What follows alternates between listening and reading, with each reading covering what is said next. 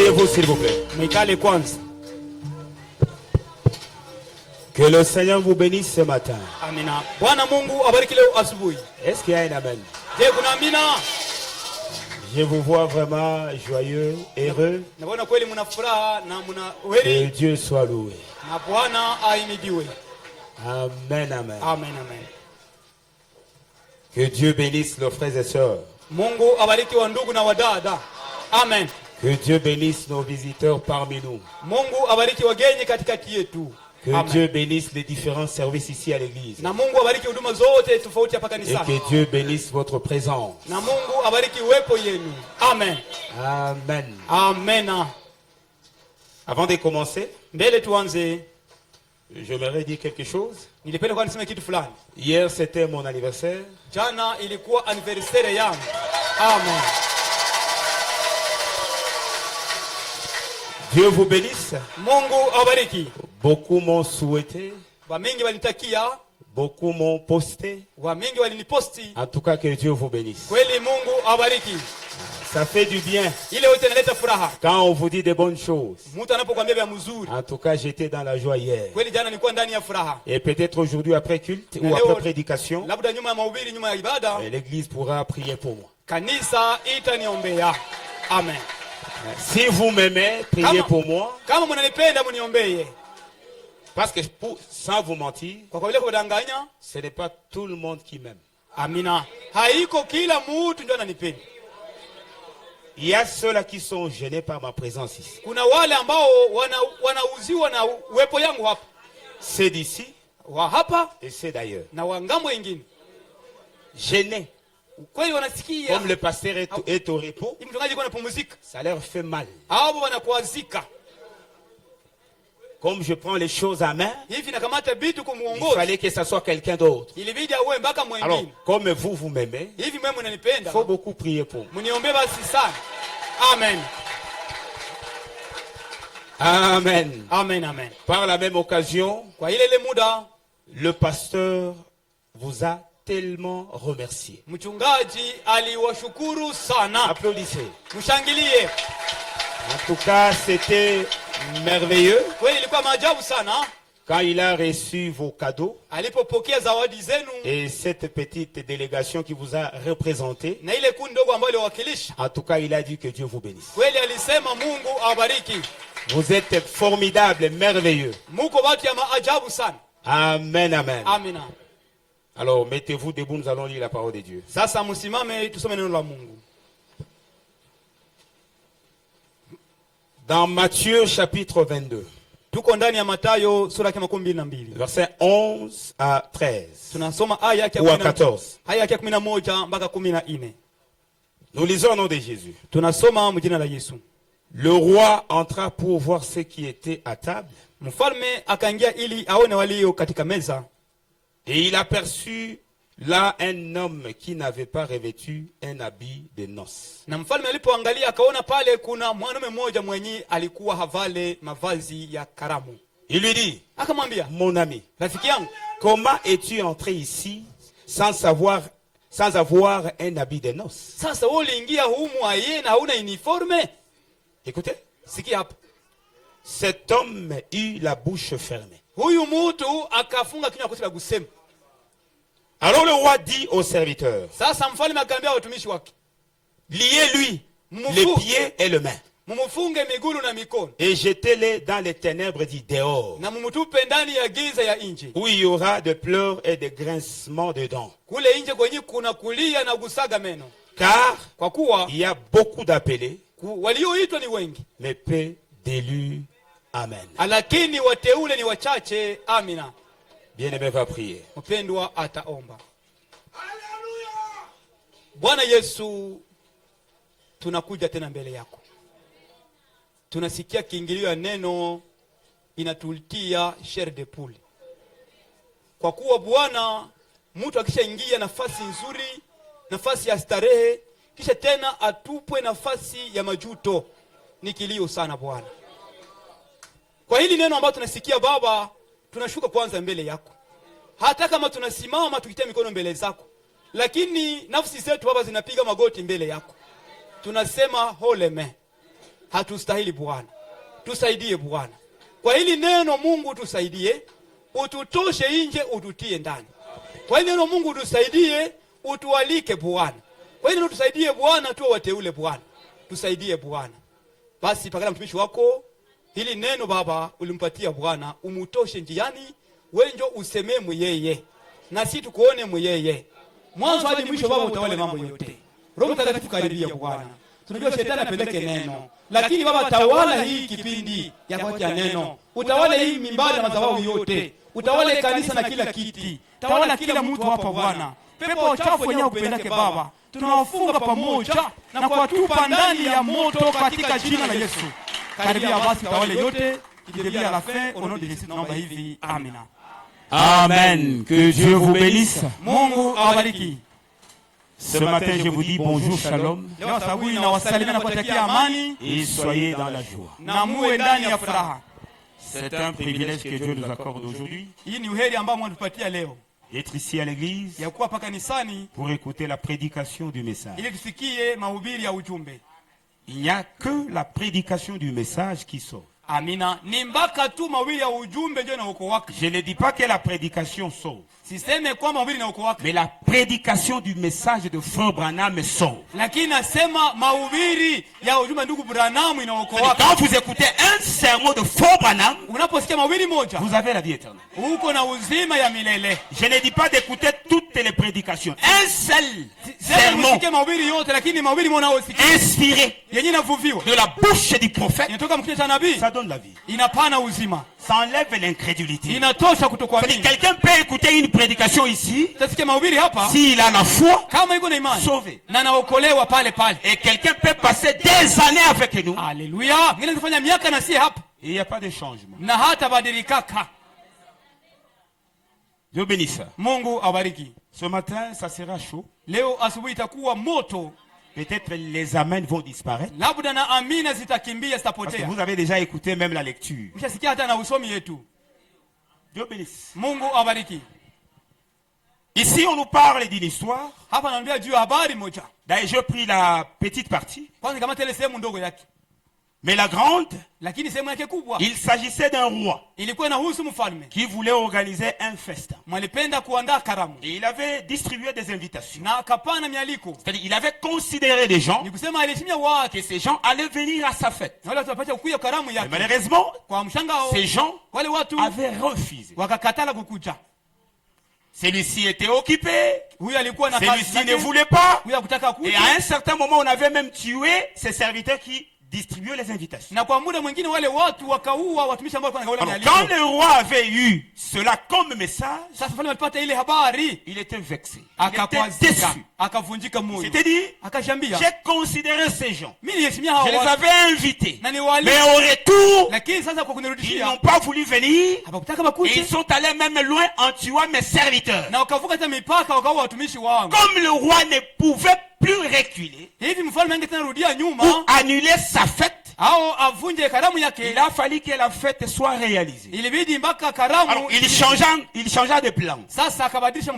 Il envoya ses serviteurs d'aller dans des rues, ramasser n'importe qui. C'est-à-dire, la grâce que j'avais réservée aux honorables, et ils ont refusé cette grâce. Je change cette grâce, je vais la donner à n'importe qui. Tout celui qui est prêt, tout celui qu'on va rencontrer, on l'emmène. Si seulement il accepte. C'est ainsi que les serviteurs étaient partis chercher des gens. Il y avait des voyous, il y avait des boiteux, il y avait des lépreux, il y avait ceux-là qui étaient sales. Peu importe, parce que c'était la grâce qui était donnée à eux. Mais il y a une chose, même si on avait ramassé n'importe qui, mais avant d'entrer dans la salle de fête, le roi avait prévu que chaque invité soit honoré, que chaque invité soit dans une tenue reconnue. Même si c'est la grâce, même si c'est gratuit, mais avant d'entrer, de passer par la porte, Une tenue exigée par le roi. Alors quand le roi voulait voir ses invités, qui étaient déjà à table en train de manger, il avait vu quelqu'un qui était dans la salle, qui mangeait déjà, mais qui ne portait pas l'uniforme que les autres portaient. Et le roi s'était approché pour demander à ces messieurs, mon ami, tu es passé par où? Parce que les autres sont habillés selon l'ordre que j'ai donné. Mais vous, vous êtes passé par où? Et la Bible nous dit, les messieurs avaient eu la bouche ferme. Il n'y avait pas à discuter. C'était visible. C'était tangible. Où vous portez, où vous avez l'uniforme, où vous avez cette tenue, où vous n'en avez pas. Et quand le roi avait constaté que ces messieurs c'était un infiltré, il avait recommandé à ses serviteurs de prendre ces messieurs, de les lier, le pied et les mains, et de les jeter dehors pour souffrir. Dieu bénisse. Ça c'était par rapport à l'écriture. Maintenant, je vais annoncer mon sujet. Est-ce qu'on est ensemble? Ce matin, je vous prêche sur... Avez-vous fait votre réservation depuis que vous avez cru? Amina.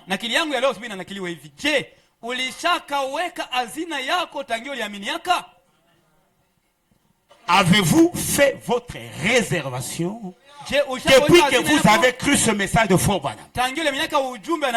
Ou vous êtes seulement à la cale, comme membre, vous venez de temps à autre, et ça suffit. Dieu bénisse. Qu'est-ce qu'une réservation?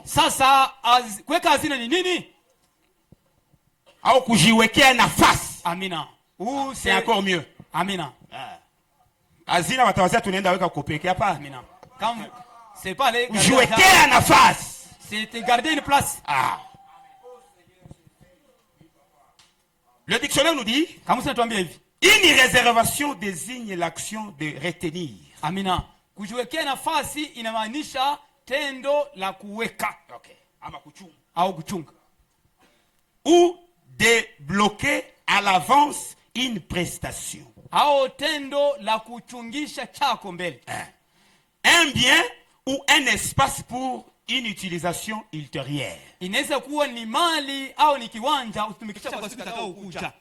Cela garantit la disponibilité. Sasa unapoweka nafasi ile inaweka arabuni ya kutungia nafasi. Une place ya nafasi entre parenthèses. Billet de train. Au inakuwa ni bia ya kusafiri, avion, ya ndege, spectacle, ya kwenda mkaramu, d'une table restaurant, ya kuingia mu restaurant ou d'un hébergement hôtel, au kuingia ndani ya hoteli pour la date souhaitée. Amina, kwa tarehe ambao ulitaka. La réservation, weka nafasi, c'est pour quelque chose qui va venir. Kwa kitu ambacho ce n'est pas encore là. Bado yakuwa pale. Mais pour ne pas rater l'occasion, lakini ndio sikose ile wakati. Pour ne pas rater l'événement, ndio sikose ile sherehe. Je fais la réservation aujourd'hui. Nawekea nafasi yangu leo. Même si je suis en voyage. Hata niko msafari. Même si je serai sans argent. Hata ndakuwa sina franc. Mais le fait que j'aurais déjà fait la réservation, lakini nishawekesha nafasi, ça me rassure. Inanipatia ujasiri. Ça ne m'inquiète pas. Haitanibabaisha tena. Dieu bénisse. Mungu abariki. La réservation, kujiwekea nafasi, c'est un gage. Kujiwekea nafasi ni arabuni. C'est un acompte. Kujiwekea nafasi ni kuwekesha chako mbele. La réservation, c'est le titre de propriété incontestable. Ni cheti ya wenyeji sio pingwa. La réservation pour nous les croyants, kujiwekea nafasi kwetu sisi waamini, c'est la nouvelle naissance. Ni kuzaliwa mara ya pili. La réservation ce matin pour nous, kujiwekea nafasi leo asubuhi kwetu, c'est le Saint-Esprit. Ni Roho Mtakatifu. Amen. C'est le salut. Ni wokovu. C'est la vie éternelle. Ni uzima wa milele. C'est le corps nouveau. Amina. Ni ule mwili mpya. C'est la théophanie. Ni teofania yetu. C'est-à-dire, sema, quand vous faites la réservation, wakati unajiwekea nafasi, Vous envisagez ne pas rater les choses à venir. Vous êtes déjà au courant que quelque chose va arriver. Et je voudrais y participer. Peut-être nous sommes nombreux. Peut-être il n'y a pas assez de place. Je commence maintenant. Je commence aujourd'hui. Voilà l'importance de la réservation.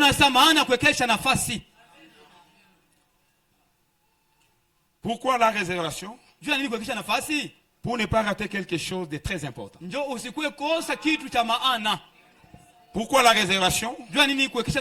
Pour ne pas manquer un événement spécial. Pourquoi la réservation? Pour ne pas être absent à un rendez-vous remarquable. Retenez.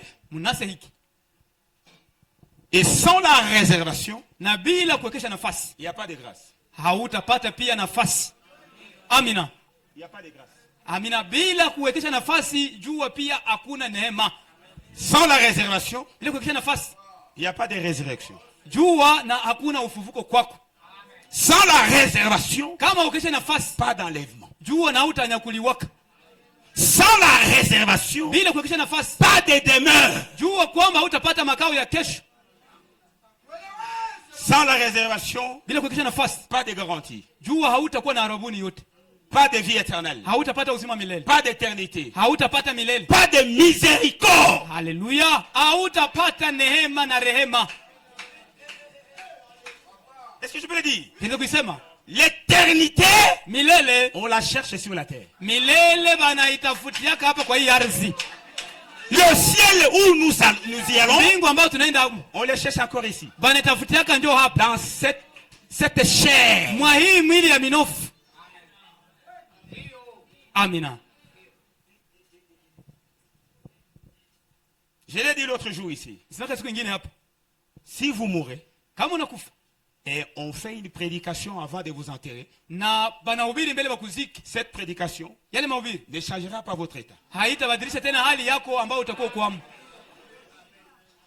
Nous ne faisons que vous accompagner. Mais en réalité, Dieu considère la dernière minute. Vous êtes parti comment? En tant que qui? Vous avez eu quoi? Ce n'est pas quand vous mourrez pécheur, Dieu va vous emmener le Saint-Esprit. C'est la croyance dénominationnelle. Vous êtes un mauvais méchant. Si Dieu vous retire, par la grâce de Dieu, par la prière des saints, il va vous changer. Ça n'existe pas. C'est-à-dire, la réservation doit être faite aujourd'hui. Amen. Amen.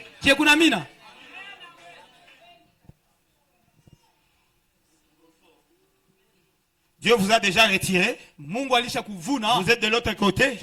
Et vous commencez à discuter avec lui. Je suis maintenant prêt à remettre les bouteilles, papa. Je suis déjà prêt, Seigneur, à remettre ces bouteilles. Je me vois de l'autre côté. Ramène-moi là-bas, Seigneur. Je vais arranger avec mes... Ça, c'est trop tard. C'est trop tard. Vous avez des amulettes. Vous avez des choses que vous gardez. Les jours pour vous repentir, c'est aujourd'hui. Ce que vous avez fait comme péché, et vous vous asseyez sur le péché. Amina. Les lieux où on doit réparer, c'est ici sur la terre. Ah, il n'y a pas beaucoup d'amis, je le savais. 2 Timothée chapitre 2. Verset 20 à 23. Écoutez très bien. Dans une grande maison, il n'y a pas seulement de vases d'or et d'argent. Mais il y en a aussi de bois et de terre.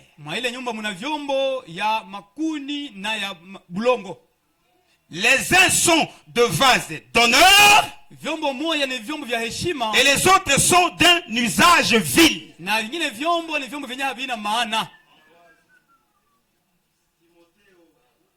Si donc quelqu'un se conserve pur basi kama mtu anajilinda kuwa safi en s'abstenant de ces choses, akijiweka pembeni ya hii mambo, il sera un vase d'honneur. yule mtu atakuwa ni chombo cha heshima. Ayo utakuwa vase na uko mchao, utakuwa aye. Amina. Aye. Uko mchao cha ukwe vase. Tieso sera vase comment? Moi tumikisha. Comment Dieu va t'utiliser? Impossible. Un inconverti, un incrédule, et il veut nous prêcher la parole. Dieu a manqué de gens pour vous utiliser vous, ou vous vous utilisez vous-même. Un chantre désordonné. Depuis quand Dieu vous a utilisé, depuis quand Dieu vous a appelé.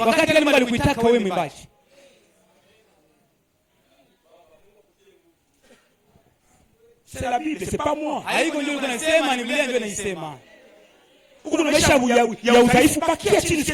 Amina, si tango la vie fait rester là-bas, écoutez la parole du Seigneur. Vous savez, Dieu, Mungu, pour utiliser Moïse, pour l'envoyer en Égypte. Alléluia. Il l'avait formé pendant 40 ans. Mungu alimutengeneza muda miaka 40. Pas 40 jours. Hapana siku 40. Pas 40 mois. Hapana miezi 40. 40 ans. Lakini miaka pour enlever la folie. Mais vous n'êtes ni né de nouveau, ni rempli du Saint-Esprit. Et vous vous trouvez en train de servir le Seigneur. Avez-vous oublié la prédication du frère Branham? Servir Dieu, mais en dehors de sa volonté. Dieu vous donne des visions. Il vous donne des songes, des visitations. C'est bien. Mais qu'est-ce que vous avez déjà gagné dans votre relation entre Dieu et vous? Il vous fait confiance, oui. Mais est-ce qu'il a déjà sauvé votre âme? Est-ce qu'il vous a déjà donné les cachets? Si ce n'est pas le cas, vous serez distrait.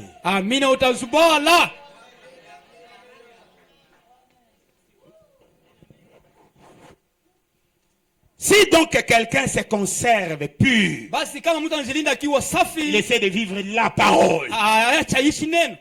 Il fuit les péchés lui-même en s'abstenant de ces choses. Il sera un vase d'honneur, sanctifié, utile à son maître, propre à toute bonne œuvre. Fuis les passions de la jeunesse et recherche la justice, la foi, la charité, la paix avec ceux qui invoquent le Seigneur d'un cœur pur. Repousse les discussions folles et inutiles, sachant qu'elles font naître des querelles. Vous vous dites que vous êtes rempli du Saint-Esprit. Et quand on regarde votre entourage, on se pose la question. Vous allez les influencer ou vous êtes déjà influencé par cet entourage?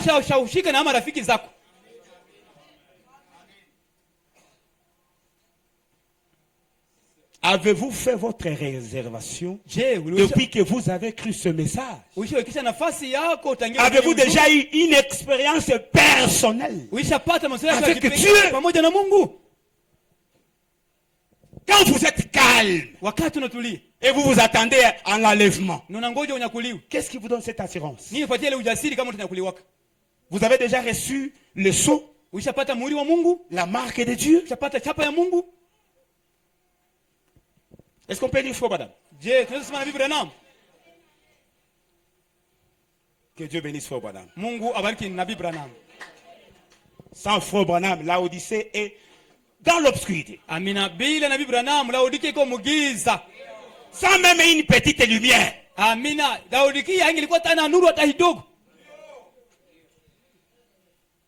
Vous croyez avoir le Saint-Esprit, non? Vrai ou faux?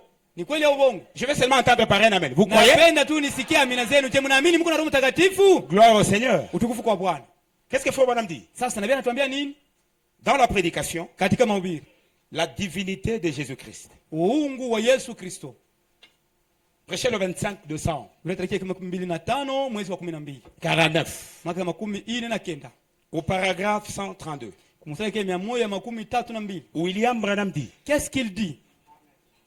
Et vous qui avez le Saint-Esprit. Souvenez-vous. Vous serez jugés. Alléluia. Pour ce que vous aviez fait avec cela. Amina. Mutahukumiwa kwa yale mliyotenda na ule Roho Mtakatifu ambaye mnasema mko naye. Ils ont quoi? Wako na nini? Le Saint-Esprit. Pas le diable. Mais ils seront jugés. Lakini watahukumiwa sur base de ce Saint-Esprit. Kulingana na ule Roho Mtakatifu ambaye mko naye. Celui qui n'en a pas. Hasa mwenye naye itakuwa je? Celui qui n'en a pas. Hasa mwenye naye.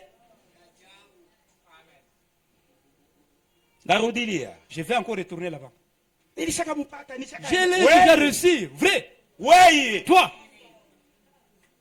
Oui. Toi vraiment.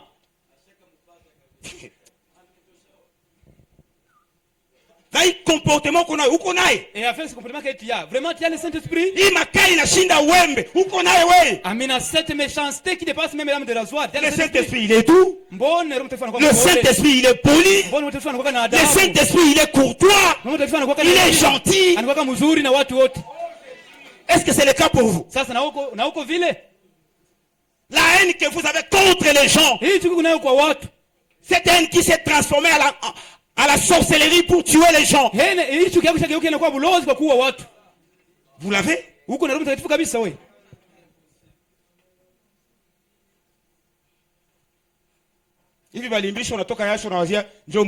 Comme on a fait chanter, tu penses que c'est ça Dieu? Il a dit qu'il vous coûte yamu il y a quoi? Ça c'est seulement la chaleur de ton corps. Il est légitime. Amina, ça c'est la gymnastique. Le Saint-Esprit, mais c'est une vie. C'est la certitude. Est-ce que vous savez, le Saint-Esprit, est-ce que vous le croyez? On ne fait pas la publicité pour le Saint-Esprit. Celui qui est sauvé, même les païens, pas seulement ceux de son église, même les païens, derrière son dos, vont témoigner. Celui-ci c'est un chrétien. Pendant que vous n'avez même pas crié. Ndio. Wanakupatia occasion ya kuomba unatia mikono hivi unaanza dans l'occasion de prier, tu mets tous les mains comme ça parce que tu es le Seigneur. Quand tu as fait monter les mains, c'était seulement ta force. Et le diable n'a pas même peur de cela. Et quand la tentation va arriver, tu vas maintenant vous observer. Je vais les tester s'il l'a ou pas.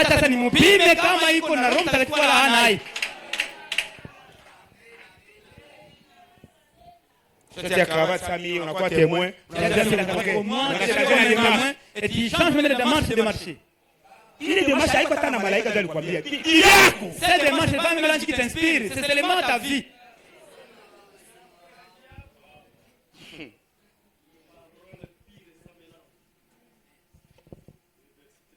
Et vous qui avez le Saint-Esprit, souvenez-vous, vous serez jugés pour ce que vous aviez fait avec cela.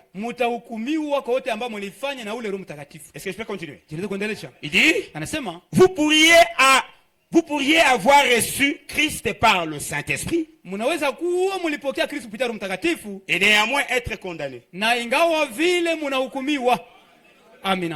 néanmoins être condamné.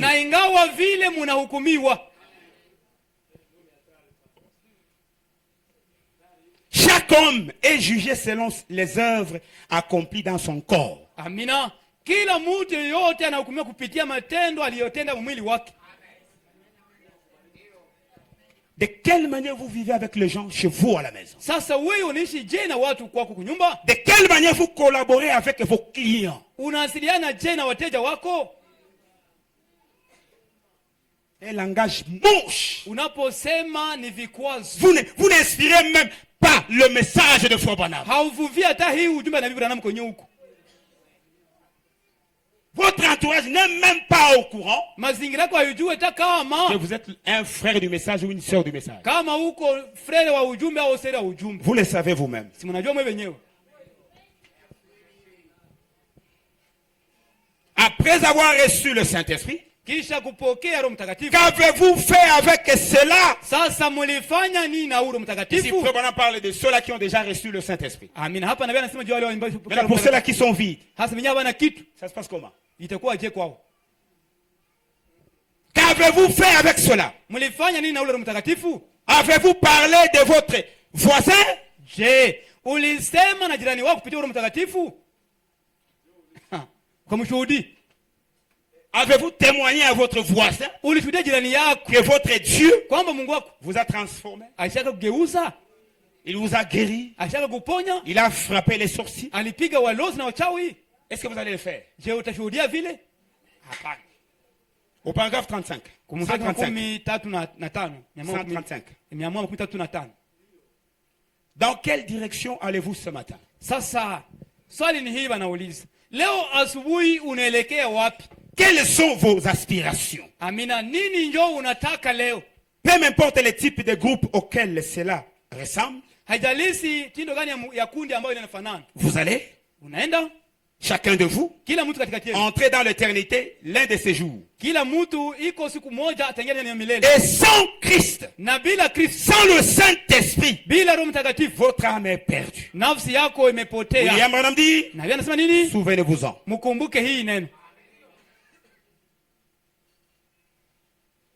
Est-ce que nous tenons compte de cela? Je, tunatumika tukiwazia hii neno hapa? Le fait que vos parents fréquentent l'assemblée ne signifie pas que vous avez la vie chez vous. Kuona wazazi wako naenda mkanisa hayamaanisha kwamba uko na uzima milele muwe. Ou lorsque vous venez ici et vos enfants restent à la maison, vous ne les représentez pas. Hawakilishi watoto wako wenyewe wako kunyumba. Vous devez les prêcher. Vous devez les convaincre. Vous devez les amener à Christ. Si ce n'est pas le cas, vous avez échoué en tant que parent. Il n'y a pas d'amen.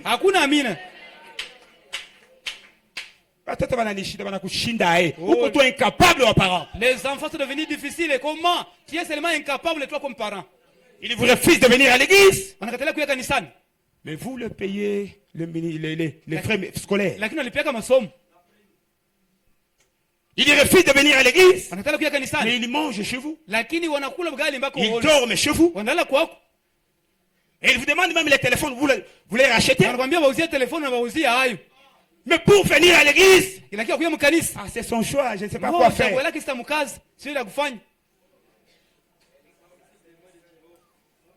Honte à vous. Et je suis en train d'observer les gens. Vous ne venez pas à l'église. Mais quand il y a un événement, je vous vois ici, je vais vous citer. Préparez-vous déjà. Vous ne venez pas à l'église, mais il y a un événement ici. Si c'est le mariage ou quoi, je vois l'enfant, je vois la personne. Je vais la citer. Ça, c'est se moquer de Dieu. Vous venez pour la publicité ou quoi? Vous négligez les cultes. Quand il y a prédication, mais quand il y a mariage, il y a anniversaire, vous venez toute une ligne. On vous voit. Vous êtes qui? Et vous avez quoi? Avez-vous fait votre réservation? Oh. Amina. Je dois vous dire quelque chose. Si vous avez déjà 2 enfants qui ont la connaissance et ils ne veulent pas le message, vous en tant que parent, il faut commencer à pleurer.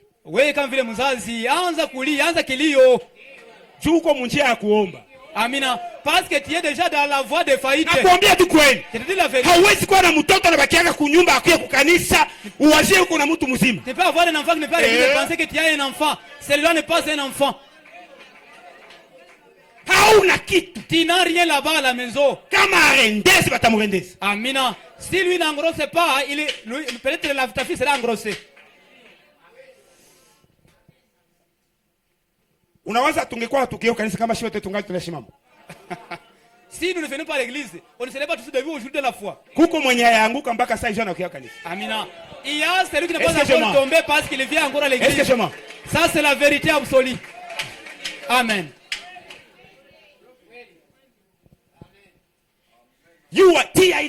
Mettez cela en tête.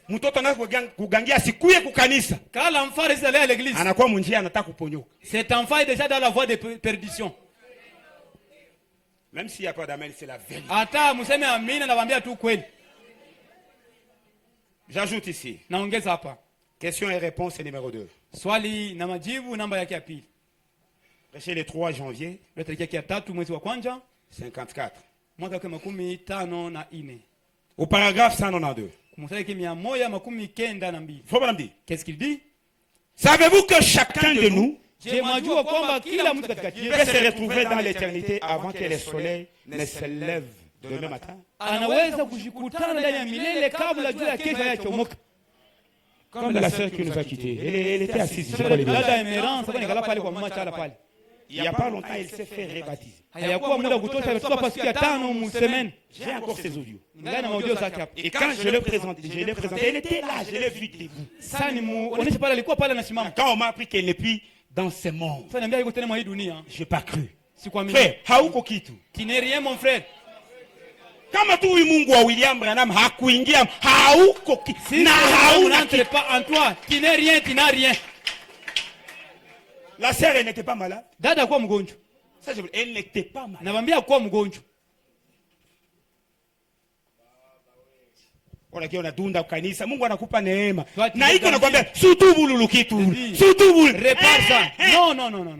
Lutakuvimba amosaka abcès moya hivi. Ce secret va gonfler comme l'abcès dans toi. Mimi nishaanza kwambia mapema. Amina. Haiko kitanda upitanje munitie mtumishi kuko kitu ndamnongoneze. Ambia papa yake. Amen. Niko na rendez-vous ingi. J'ai notre rendez-vous. Parce qu'il est misa. Ni kweli nikubia siku zote tubu haupeni. Ouais, tu ne veux pas. Ça unaanza enda ndio munitie frère David. Quand tu commences à vouloir partir, oh appelle-moi frère David. Frère David haiko tate baba. Frère David n'est pas un grand-père.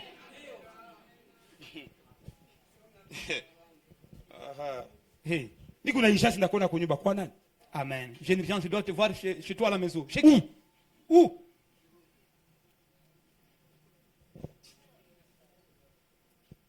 Écoutez. Ce qu'il n'y a pas. Eh bien. Hebu. Comment on dit? Eh bien, nasema. Si vous n'êtes pas un chrétien. Kama hauko mkristo. Mon ami. Rafiki yangu. Il ne vous reste qu'une chose. Il vous faut prendre ces chemins-là. Inabidi ukamate hii njia. Il y a un amen. Jekunamina. Il y a un amen. Si vous êtes conscient, j'écoute la prédication. Elle me condamne. Je ne suis pas juste. S'il venait maintenant, moi je vais rester. William vous dit, vous devez suivre ces chemins-là.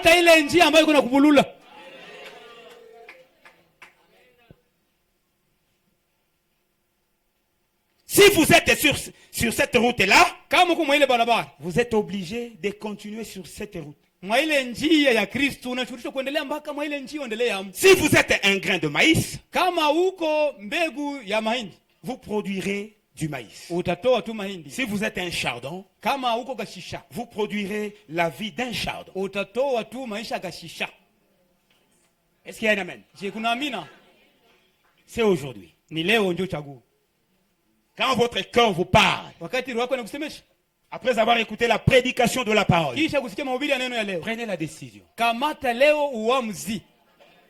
Peut-être après la série ici, c'est vous. Je ne vous fais pas peur.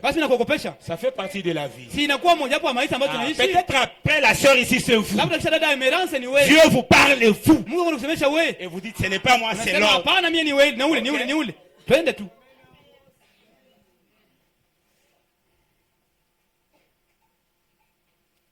Lisons un peu la Bible.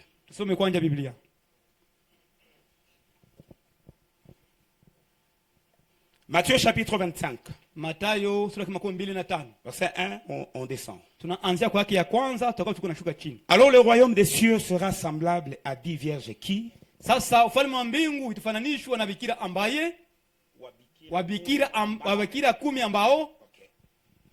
ayant pris leur lampe,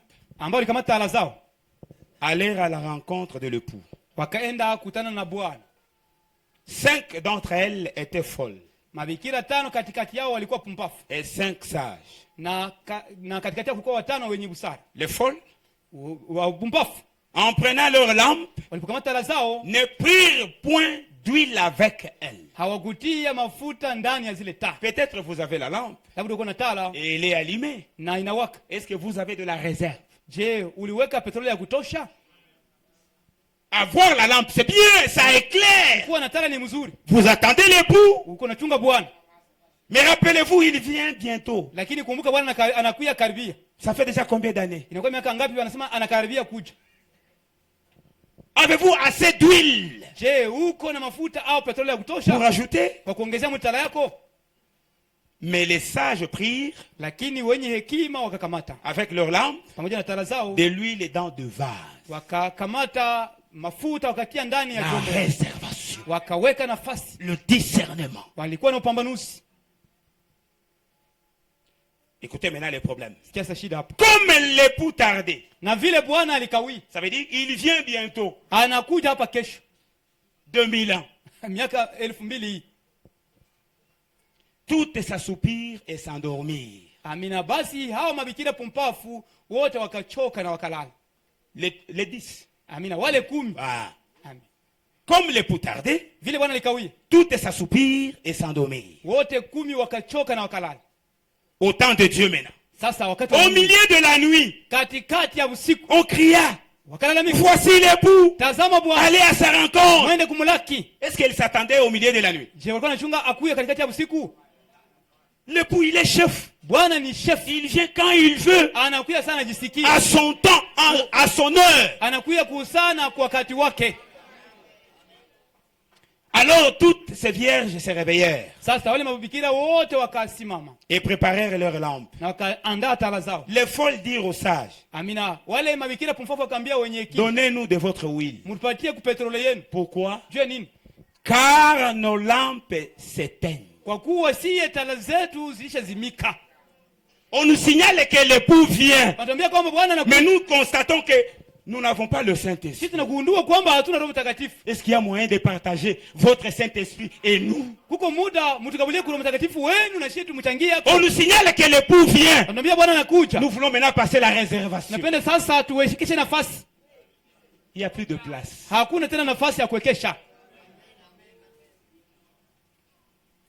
Car nos lampes s'éteignent. Les sages répondirent, non. Il n'y en aurait pas assez pour nous et pour vous. L'huile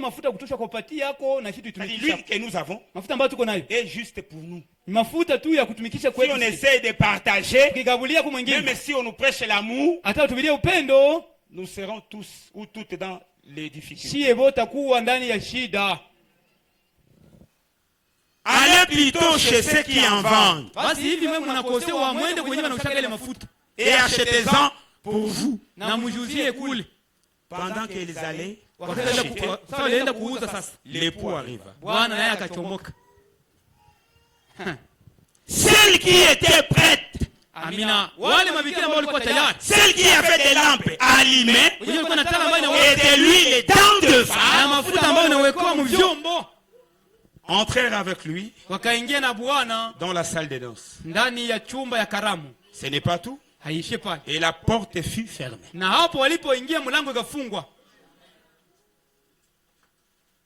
Ce n'est pas à Dieu de nous attendre. C'est nous. Il a toujours été prêt. Mais il vient souvent à son temps.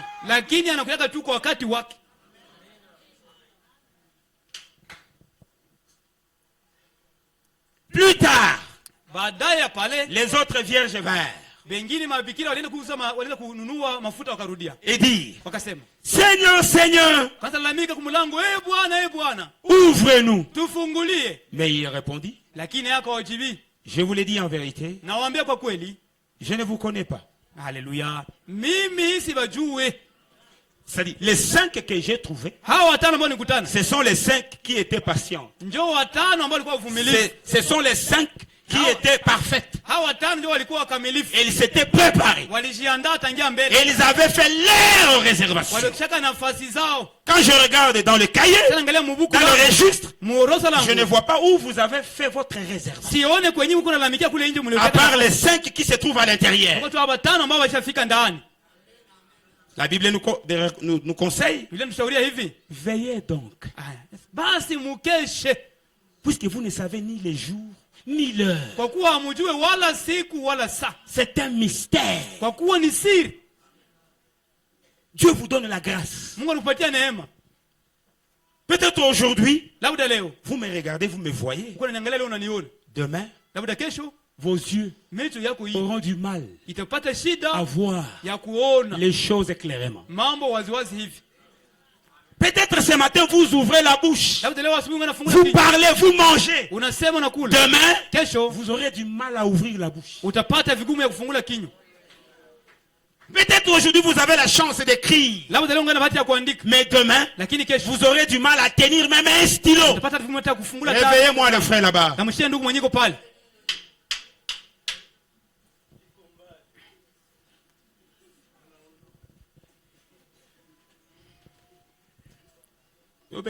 Mungu abariki. Avez-vous fait votre réservation depuis que vous avez cru? Si ce n'est pas le cas, vous serez déçus.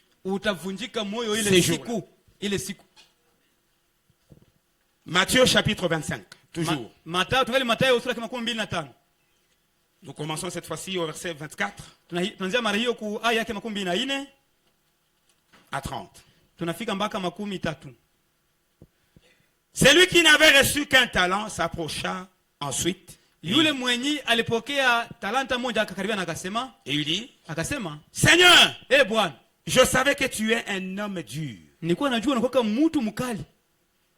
qui moissonne où tu n'as pas semé, et qui amasse où tu n'as pas vanné. J'ai eu peur. Et je suis allé cacher ton talent dans la terre. Voici. Prends ce qui est à toi. Son maître lui répondit, serviteur méchant et paresseux. Tu savais que je moissonne où je n'ai pas semé, et que j'amasse où je n'ai pas vanné. Il te fallait donc remettre mon argent au banquier. Et à mon retour, j'aurais retiré ce qui est à moi avec intérêt.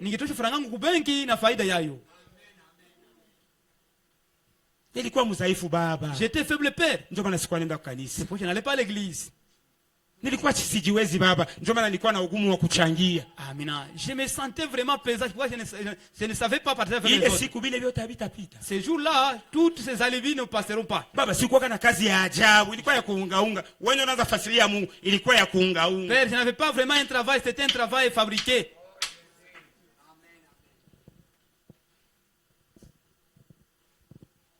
Ôtez-lui donc le talent. Basi mnyang'anye talent. Et donnez-les à celui qui a les 10 talents. Car on donnera à celui qui a. Alléluia. Et il sera dans l'abondance. Mais à celui qui n'a pas, on ôtera même ce qu'il a.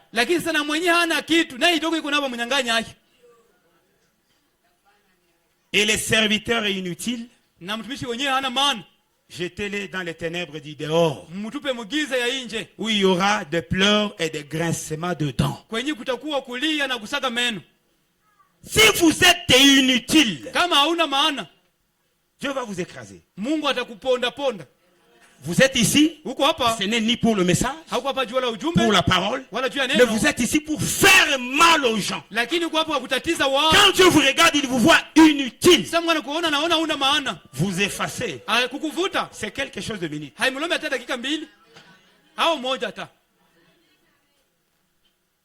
Quelqu'un qui prêche la parole, vous êtes contre lui.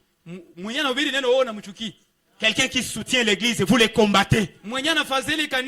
Quelqu'un qui prie pour l'église, vous les combattez. Donc c'est ça votre mission spéciale. Donc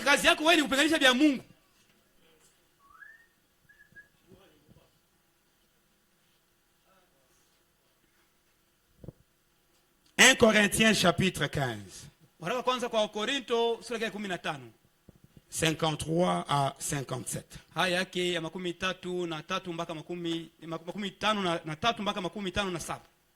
Je parle à chacun de vous. Voilà pourquoi vous êtes calme. Je ne prêche pas à l'église. Je parle à chacun. C'est-à-dire, ce matin, je suis votre miroir. Est-ce qu'il y a un amen?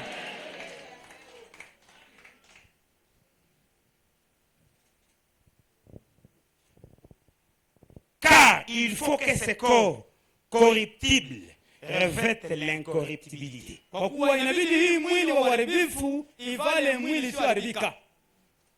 C'est-à-dire, il faut lutter, il faut combattre.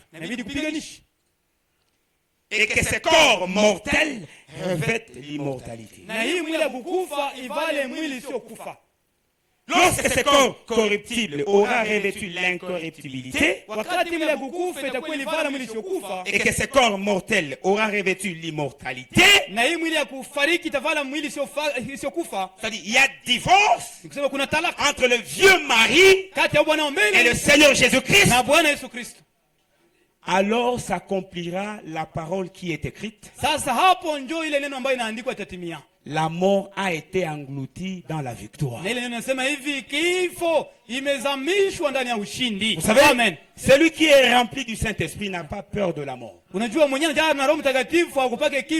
Parce que c'est le Saint-Esprit qui vous double. C'est le Saint-Esprit qui fait de vous deux personnes. Si vous êtes tué sur la terre, vous êtes vivant au ciel. Amen. C'est le Saint-Esprit qui vous vivifie, qui vous restaure, qui vous fait immortel, incorruptible. Mais si vous n'avez pas le Saint-Esprit, vous n'avez peut-être que l'onction, les sensations. Oh mort, où est ta victoire? Oh mort, où est ton aiguillon? L'aiguillon de la mort, c'est le péché. Et la puissance du péché, c'est la loi. Écoutez, mais grâce soit rendue à Dieu qui nous donne la victoire par notre Seigneur Jésus-Christ. Qui est Jésus-Christ? Le Saint-Esprit. Le Saint-Esprit est le document incontestable. Alléluia. Roho Mtakatifu ndio cheti ya Mungu isiyopingwa.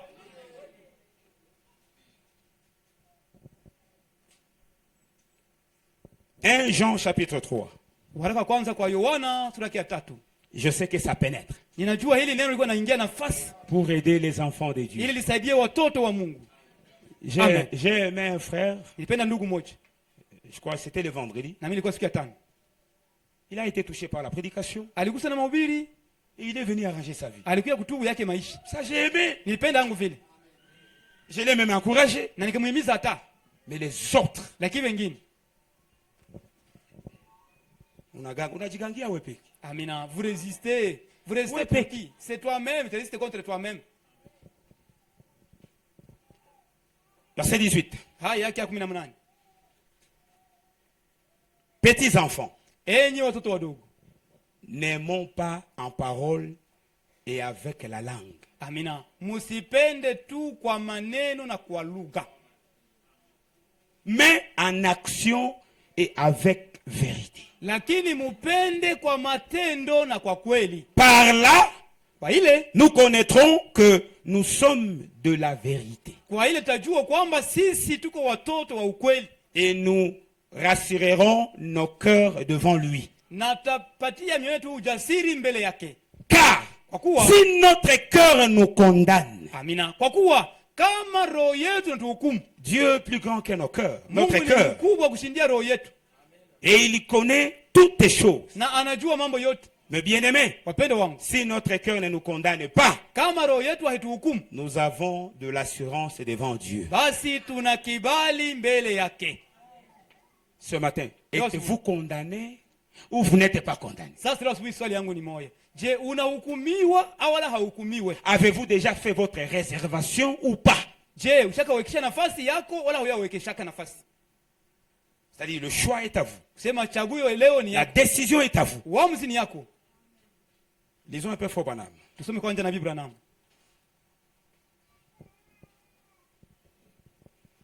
L'église et sa condition. Kanisa na hali yake.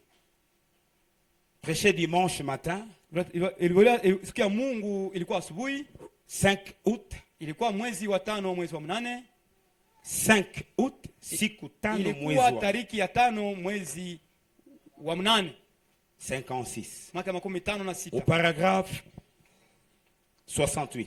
Mstari 68. Je prends le milieu. Na kamata katikati.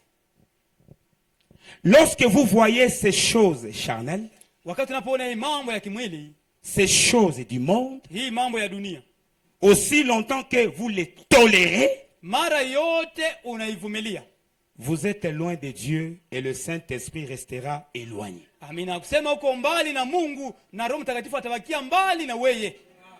Je vais reprendre parce qu'il n'y a pas d'amen. Narudia jua kuna amina kutosha.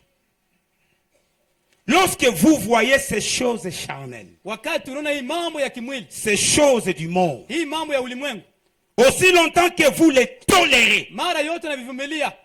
là où il fallait parler, vous ne parlez pas. Useme au useme. Là où il fallait corriger, vous ne le faites pas. Usaishe usaishe. Vous êtes loin de Dieu Pale uko mbali na Mungu et le Saint-Esprit restera éloigné. na Roho Mtakatifu ataenda mbali na wewe.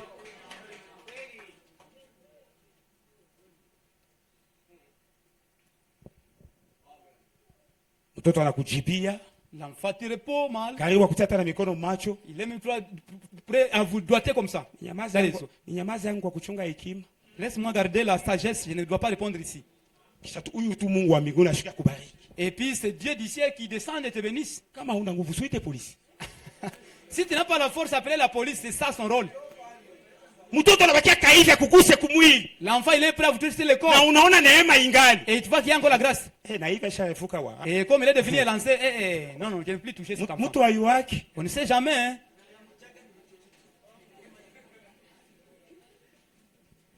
La femme vous insulte. Elle arrive même à vous coller. Vous sentez la mort. Parce qu'elle tire la cravate. Anakunika na vula karavati unasikia utafuta kufa. Tuachie pale bibi yangu. Oh ma femme, laissez par là. Wewe kona sheria. C'est toi qui as la raison, mon épouse. Huyu tu Mungu wa mbinguni aingie muwei. C'est Dieu du ciel qui descend et qui te bénisse.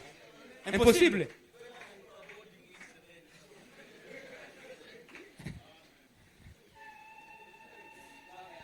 Est-ce que je vous ai dit de réagir? Niwaambia mko napewa Biblia yenu. Défendez la parole. Lakini niwaambia mtetee njoo neno.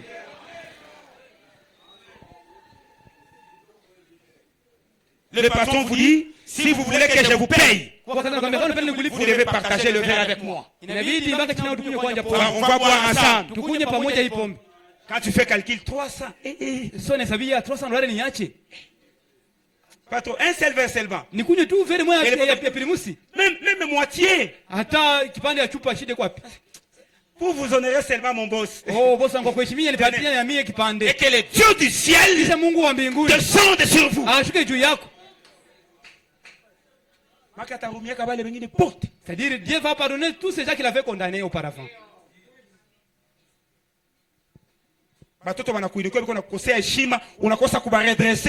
Les enfants se révoltent contre toi, tu manques de respect. Parce que toi tu as comme de l'or, ces enfants sont comme de l'or chez toi.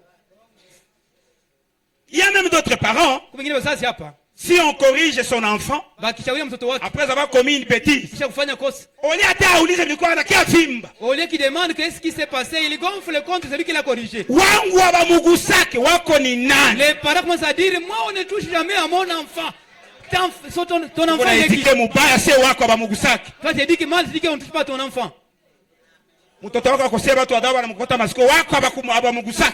enfant manque de respect envers les gens, toi, quand le tire les oreilles, tu dis on ne le touche pas. C'est quel genre d'enfant? C'est quel genre de parents?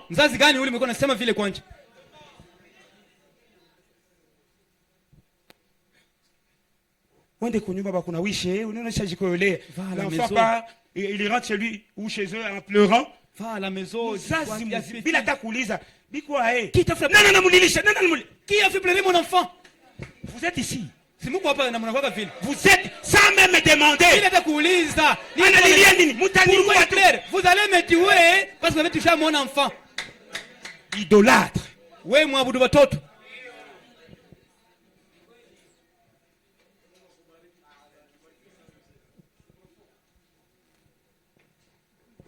Tutakutana wengine anakosa nguvu ya kuja kanisa. Pesa wanamjulisha franga yako wanazilipa na fulani uko nazo. Yes, yeye ndio wanasipatia, munipe viatu. Unapata nguvu ya kushimama kwenda kuchukua pesa. Na kuja kanisa na hii vumbi iko mingi kweli. Najua. Il y a assez de poussière de soleil à Kablan. Je pose là, avez-vous fait votre réservation depuis que vous avez cru? Nauliza ukisha nafasi tangi uliaminiaka hii ujumbe. Huyu tu Mungu wa mbinguni tamwona siende kuibada leo juu vumbi iko na nakusikia. C'est Dieu qui dira, Dieu, il y a beaucoup de poussière, je ne veux pas aller à l'église et qui t'écoute. Non. Eh bien, c'est la raison pour laquelle les réunions ne sont plus comme elles étaient. Amina. Nasema hivi, kuona munaona vitu ya ulimwengu mabetisi munavumilia, hamwamakia, hamubitombokeye, ndio kwa maana tena mamikutano sina uamsho. Comme on m'a appris hier, il y a un frère en fait, il s'appelle déjà pasteur mais il n'a pas d'église. Kuko ndugu anitoka mchungaji lakini hakuwa na kanisa. Il prêche ici ça et là. Anabileka hapa na pale. Ça faisait un moment je ne le voyais plus. Inakuwa siku nyingi simuone. Mais comment on m'a raconté l'histoire? Sasa niambia habari. Ndio vile. Il avait partagé les biloko et tout consort. Maintenant le pasteur l'avait su. Amina leo gabula biloko akatangaza hivi sasa mchungaji alijua. Quand on l'avait chassé, sawa walimfukuza. Le frère il a disparu. Ndugu naye akapotea. L'onction l'a prêché comme il prêchait, là, vous allez prêcher quoi? Ile upako alikuwa anahubiriaka nayo utahubiria tena hii. Na vitu biko wazi. Vous avez déjà partagé les biloko. Ushaka partager maboro zote kumitandao. Vous aurez quelle onction? Utapata tena upako gani? Parfois je le dis, ce n'est pas pour encourager. Mara nasemanga sio kwa kuhimiza. Pali wanguke na cérémonie na pagani. Amina. Au lieu de tomber avec une sœur, c'est mieux de tomber avec une païenne. Ça veut dire où les chimia ta ou les dada vont assembler. Amina. C'est-à-dire tu as même honoré la sœur là de l'ensemble. Bien que ça soit un péché. Ingawa ni dhambi ulifanya. Utoke na dada mukanisa. Toi tu seras avec une sœur de l'église. Endelee kupatia zile heshima. Et moi je continue encore à te respecter comme c'était auparavant. Non non non. Itawahudumia. Alléluia. Je vais vous servir. Oh alléluia.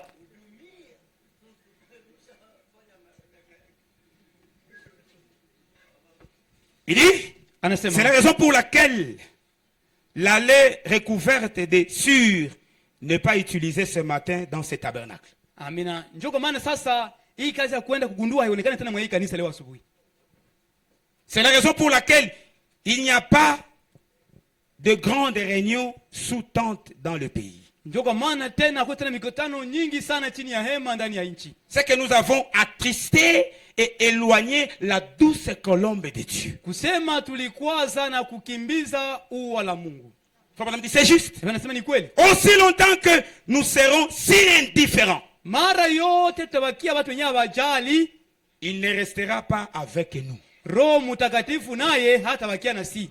Aussi longtemps que nous serons médisants, mara yote bakia watu wa kutetana, nous voulons en faire à notre tête. Amina, tunapenda tuvifanye kwa kiburi yetu. Mais aujourd'hui, oh là là, lakini leo ona alala, comme nous tenons à nos opinions, hivi tunashimamia tu ku maoni zetu. Oh là là, oh là là, c'est moi qui te l'ai dit. Kila mtu anasema mimi ndio mimi. Si quelqu'un vient me dire quelque chose, kama mtu anakuja kuniambia kitu fulani, je vais te l'arranger. Ndakutengenezea. Je vais le mettre en pièces. Nitamukata kata vipande vipande. Kiboko yao, frère. C'est moi le grand crocodile. Unasikia mtu anasema vile. Si seulement il dit, appelle-moi. Je vais le faire sentir qui je suis. Celui qui dit cela, il a des messages. Na hauna hata kitu mwe. S'il dit qu'il ne va pas te payer, appelle-moi seulement. C'est moi les répondre solution. C'est moi les kinin.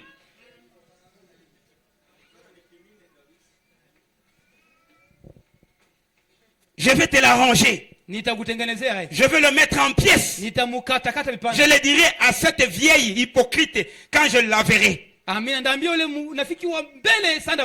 Attends juste que je la vois. Dieu soit béni, alléluia. Alléluia. Faut pas me dire. La colombe s'envole tout simplement. Amina. So naingia mwile vituruturu yote na hasira. Uwa la Mungu anaruka yake. Et va plus loin. Nenda kembali. Certainement. Ni kweli. Le Saint-Esprit Roho Mtakatifu n'est plus avec vous aussi longtemps que vous avez ces sentiments-là. Roho Mtakatifu haiko tena na wewe ulipopata ile vituruturu na zile mahasira za mbaya. Écrivez cela dans votre livre. Na mwandike mkitabu yenu. Il ne le voudra jamais. Le Saint-Esprit ne se tiendra pas là où il y a cette sorte d'esprit. Amina. Roho Mtakatifu haizi kuwa kwenye roho kama na hii iko. Mukila situation wewe unakuwa na raison. Amina. À chaque situation toi tu as la raison. Hauyapoteza kata limoe. Tu n'as jamais. Mukila situation bengine tu bafunge kinywa wewe useme. Dans chaque situation c'est toi qui dois parler que les autres. Narudia tu nyuma nasema roho gani? Je dis ça, il a quel esprit? Ndio tunaweza kuachia useme leo lendi. On peut te laisser parler aujourd'hui lundi. Tunakuachia mardi. Te laisser mardi. Mais maisha yote. Mais toute ta vie c'est toi qui parles seul. Ni wewe ndio unakuwa na kauli tu. C'est toi seulement qui a vraiment la vie. Wengine wakisema ni vya ovyo. Quand les autres parlent wewe ndio kuna vya maana. C'est toi qui as les paroles. Kitu haiko sawa na wewe.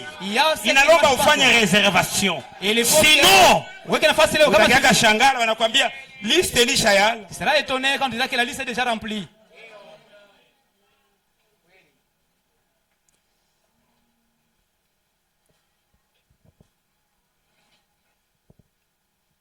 Il dit, le Saint-Esprit ne se tiendra pas là où il y a cette sorte d'esprit. Il faut que ce soit un esprit d'agneau. Amina. Inabidi kwenye roho mtakatifu atakuwa mpaka ukuwe roho ya mwana kondoo. Un esprit doux. Ukuwe roho ya upole. Sinon, kama iko vile, il ne restera pas. Roho mtakatifu atabakia pale. Tout simplement. Kweli atabakia pale. Si ce n'est pas doux, kama iko roho upole et humble, na roho nyenyekevu, conduit par le Saint-Esprit, ambaye ni roho mtakatifu, et si quelque chose survient, na kama kitu fulani inakuja, il ne le remarque même pas. Amina. Haioni hata. Il continue simplement son chemin. Voyez? Et à l'instant même où l'on se détourne, vous savez, c'est le point. Lorsque vous vous êtes détourné, savez-vous que, au 71, savez-vous que le premier péché commença lorsque quelqu'un se détourna juste à un instant? Je, wanajua kwamba dhambi ya kwanza ilianzaka wakati mtu alisimamaka tu kusikiliza kidogo. Savez-vous cela? Je, mnajua ile? La Bible le dit. Biblia inasema wazi. Ève se détourna. Eva akageuka juste un moment pour entendre ce que Satan avait à lui dire. Kwa muda tu kidogo kusikia benye shetani atamwambia. Et lui dépeignit un si joli tableau qu'elle pensa réellement que c'était la vérité. Na sasa shetani anamwambia Eva, akafanya shetani, akamchapia ubao ya mzuri. Kiasi Eva akawaza hii ndio kweli. Elle l'écouta. Na akamsikia. Et la seule chose que le diable veut que vous fassiez, na kitu moja ambacho shetani anataka ufanye, c'est simplement que vous vous détourniez quelques instants. Anataka tu geuke kidogo umsikilize. Il peut vous peindre un tableau. Na sio geuka tu, atakuchapia tableau ya mzuri. Et vous dire alors, anakuambia pale pale, regarde un peu ici. Sio angalia kidogo hapa. Tu sais, frère. Unajua ndugu. Tu sais, sœur. Unajua dada. S'ils étaient des gens corrects, kama walikuwa watu wazuri, ils ne feraient pas ceci. Wangefanya hivi. S'il faisait simplement ceci, tu sais, unajua, il peut vous le présenter avec un tel réalisme que cela devient une réelle vérité. Certainement. Mais souvenez-vous, c'est le diable. L'esprit qui vous parle, ou cette fois qui vous dit de ne pas vous repentir, c'est le diable. C'est le diable. Ni shetani. Il faut bien garder ces bouteilles. Linda hii chupa mzuri, hii chupa. C'est pour des générations. C'est le diable qui vous dit ça. Chupa ya jamaa hii vizazi na vizazi vyote vya familia. Pour votre information. Kwa taarifa yenu. On les saura. Amina. Teju. Utakuwa ulikuwa unachunga machupa sana kufa tukose hiyo. Amina. Si tikadele bouteille quand il va mourir, est-ce qu'on ne le saura pas? On le saura. Mabouteille unaweka chini ya kitanda kama Mungu anaruhusu moto ifike kwenda utaziona. Les bouteilles qui utazuia nani? Baba, utoshe hivi usitoshe hapa. Oh, enlevez ça ici. Inakuwaka. Mungu tu atatuma kamoya. Mama, hizi masupali ziweke. Hey! Oh, maman, ces bouteilles je dois les garder et ça tombe là ça se casse et les autres sauront qu'il y a des bouteilles là-bas. Et quand ça va s'éclater, quand ça plairait, oh vous me tuez. Comment tu es alors que les bouteilles sont cassées? C'est parce que les bouteilles sont cassées. Bénisseur. Mungu abariki. Faites votre réservation aujourd'hui. Mwekeshe nafasi zenu leo. Peut-être l'expérience sur laquelle vous basez votre foi, labda mazoea ambayo unajengea kwa imani yako, elle est déjà devenue vieille. Labda ile mazoea yashazeeka sana. Écoutez, tusikie hapa. Je me tiens à la porte et je frappe. Ninasimama mlangoni na mimi napiga hodi. Prêchez le 8 décembre mwezi wa 12 57 mwaka wa 57 au paragraphe 195. Kumusali yake 195. Maintenant, sasa hivi vous êtes des invités. Mumealikwa. Alors que nous chantons, ijapokuwa tuko naimba, si Dieu frappe à votre cœur, kama Mungu anapiga hodi ku roho yako, pour que vous ouvriez votre cœur, kusudi ufungule roho yako, pour voir sa présence, kusudi uone uwepo yake, pour vous réjouir de ses bénédictions alors qu'il est votre Seigneur, kusudi ufurahi na baraka zake kwa kuwa yeye ni Bwana, votre gouverneur. Yeye ndio anakuongoza. Ne voulez-vous pas juste oublier que vous êtes dans ce petit tabernacle?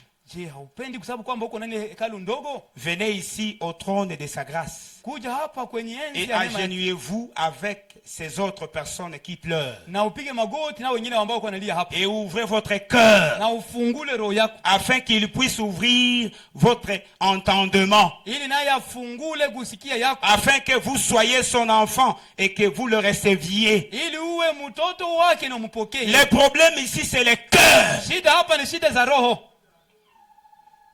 Vous pouvez regarder gentiment. Vous pouvez dire shalom, gloire au Seigneur, alléluia. Mais si le cœur a un cadenas, comment est-ce que Dieu va vous aider? Vous avez des choses qui vous rongent. Vous avez des choses à déclarer. Vous avez des choses à vomir. Mais vous préférez acheter encore des cadenas pour garder les secrets. Lakini zaidi unahukumiwa zaidi na unauza makadena kusudi ufunge tena siri zaidi. Si vous retirez ce matin. Kama wanakuvuna leo asubuhi. Où est-ce que vous allez ouvrir ces cadenas? Utaenda kufunga makadena watu nakufuli wapi? Chez qui vous allez déclarer ces choses? Amina kwa nani utangaza ile siri zako? La grâce, vous l'avez aujourd'hui, ce matin, c'est que vous avez fait à votre mari, et il n'est pas au courant. C'est aujourd'hui qu'il faut le dire. C'est que vous avez fait contre votre femme, et il n'est pas au courant. C'est aujourd'hui qu'il faut le dire.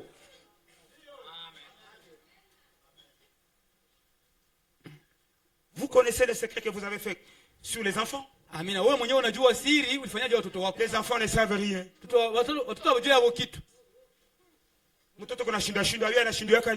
Amina, l'enfant il échoue toujours à l'école. Les parents savent qu'est-ce qu'ils ont fait. Vous connaissez? Unajua mwenyewe usiri. Unamuita duru mais unajua jua nini ko duru. Unamuitaka duru unajua siri ya duru. Vous savez? Unajua siri ya duru ni wapi? L'écriture sur la muraille. Amina, andiko juu ya ukuta.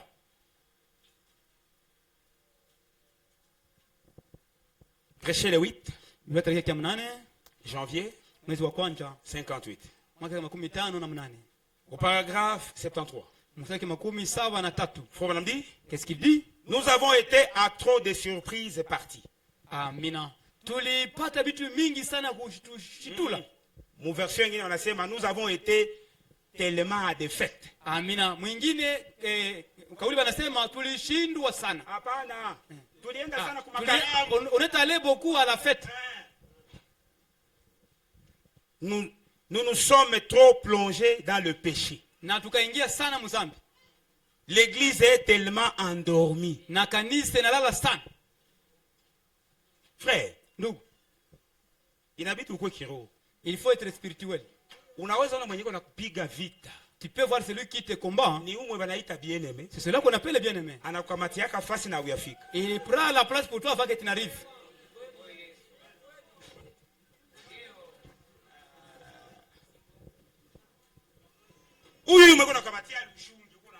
Celui-là, le mouchongwa qui prend les lusung.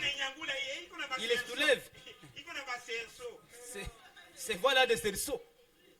Alors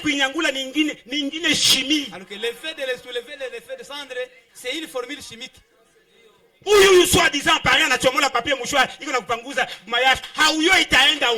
C'est pareil qui est en train d'enlever la sueur sur toi. Tu ne sais pas si la sueur va aller où. Quand on vous dit de prier, c'est un bon pareil, fait coach. Il porte très bien sa tenue. Et on les choisit comme parrain. Il est dans ces choses, il dit c'est l'opportunité. Tu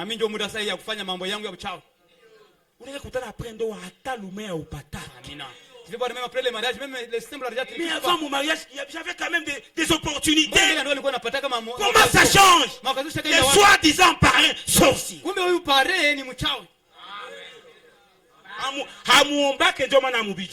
ne priez pas, c'est pourquoi vous ne le savez pas. Amina. La femme, elle lui dit qu'il doit dans la nourriture et tu ne sais pas parce que vous ne priez pas. Est-ce qu'il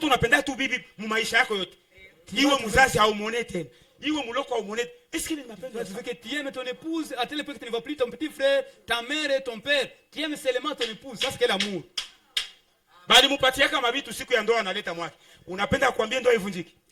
On lui avait donné des formules avant de venir. Tu veux qu'il puisse te le dire pour que le mariage se casse, non? Emma, si elle fait 5 ans. Je en fait 5 ans de mariage. Je ne le dirai pas. Je ne vais pas dire ce secret. Je le dirai quand je serai déjà l'embougouma.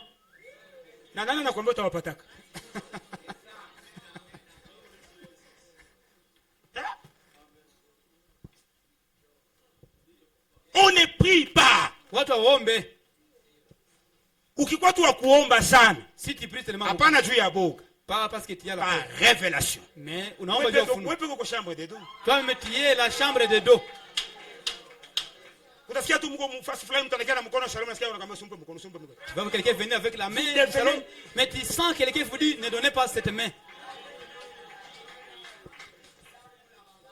Priez. Muombe. Haiko kila mtu ndio sere hapa. C'est pas toute sœur ici qui est sœur. Kila mtu ndio bien. Ah, pas, j'ai dit non. Tout le monde ici qui est frère, non. Nous avons des intrus, des déguisés. Et ils sont méchants. Ils sont mauvais. Ils sont cruels.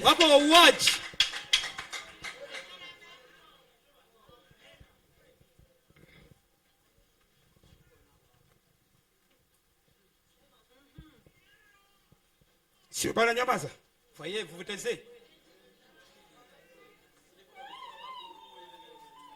Soyez conduits par le Saint-Esprit.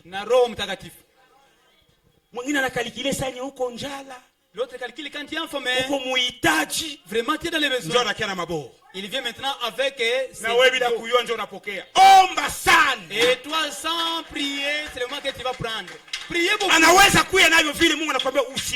Tu peux même venir avec les choses, même si tu es informé. Il sera étonné. Mais frère, on a fait un njala. Le frère, il est informé. Merci mon frère pour l'amour. Rentrer avec ces choses. Cette personne ne reviendra pas 2 fois. Oui. Toi, tu es quel genre de personne qui ne peut pas refuser dans la vie? Même une seule fois. Frère, mes frères, l'ennemi que nous avons, il n'est pas l'ennemi de loin.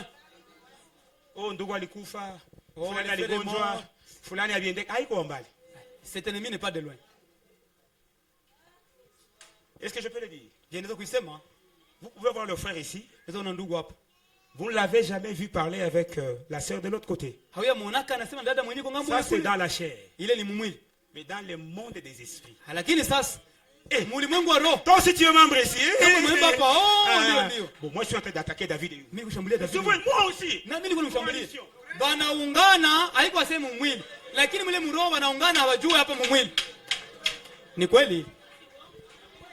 Et quand quelqu'un va vous dire, c'est lui qui vous combat, c'est elle. Hapana bien aimé. Hapana huyu.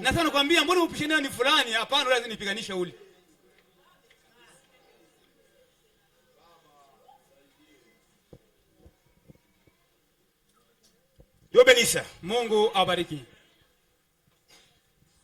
L'église est tellement endormie. Kanisa nalala sana. Elle ne se soucie plus des réunions de prière. Kanisa haijali tena mikutano za maombi. C'est faux, madame. Ils ne sont pas concernés. Ils élèvent la voix contre les réels et véritables esprits du Dieu vivant. Ils ne veulent pas de cela. Ils sont tellement dans leur dénomination, si bien habillés. Peut-être vous avez déjà acheté 5 fois l'habit. Et si je vous poserai la question, combien de fois vous avez déjà veillé? Pas même pour l'église, pas même pour les fois, pour vous-même là. Pour vous-même. Combien de fois vous vous êtes dit, les 30 minutes ici, je consacre pour moi-même? Incapable de prier même pour vous-même. Vous allez prier pour l'église. Vous allez prier pour quelqu'un. Mais quand vous êtes touché, vous êtes attrapé, c'est là que vous devenez l'enseignant de la prière. Tout obéir, tout péché, veillons. Joue menace. Parce que tu es déjà touché, tu es saisi.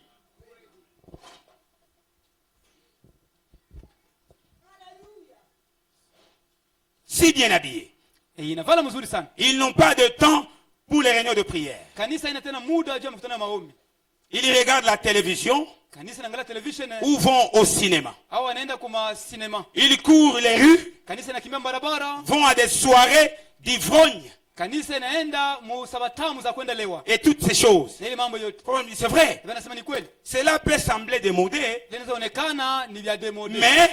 c'est ce dont la nation a besoin aujourd'hui. Il y a trop d'efféminés autour de l'évangile. Amina. Kando kando ya hii injili kuna wadikedume wengi. Ça. Hii. Unamwona tu ni frère. Ephésiens 4 wa wapi? Qui s'est dit Ephésiens 4 alors qu'il ne l'est pas. Yeye peka jijua hata. Lui-même ne se connaît même pas. Mutuma wa Mungu. Un serviteur de Dieu. Mais zambi kuna mpita hivi haone. Mais les péchés lui passent devant ses yeux. Anasikia sifa mamwite, mtumishi wa Mungu omba, mtumishi wa Mungu fanya hivi. Il se sent fier qu'on l'appelle homme de Dieu, priez, fais ceci. Ukishia kufrère inakuwa sa conflit. Si tu lui disais qu'il est un frère, ça devient un conflit. Il y a trop d'efféminés autour de l'évangile. Kando kando ya injili kuna dikedume wengi. Incapable de mettre sur la bonne voie votre maison. Mais quand il s'agit des autres, il faut voir la chaleur. Ah oui, comme Yesu anakuja ima. Jésus revient bientôt. Tutaenda munyakulivu. On va être élevé. Unaambiaka jamaa yako vile? Est-ce que tu dis cela à ta famille? Unabambia vile? Est-ce que tu dis cela à ta famille?